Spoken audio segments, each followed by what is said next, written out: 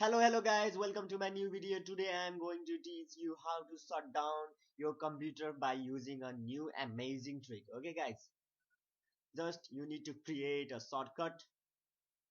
Then in that shortcut you need to paste that I am going to put in the description box. I am going to put it in the description box. You can directly copy from it, or you can look at the screen and write here. Okay guys, you can directly copy it from the description box. Then you just need to click next, you just need to click finish, then double tap in it. Then if you slide it to down, then your computer will be shut down. Okay guys, if you slide it to down, your computer will be shut down.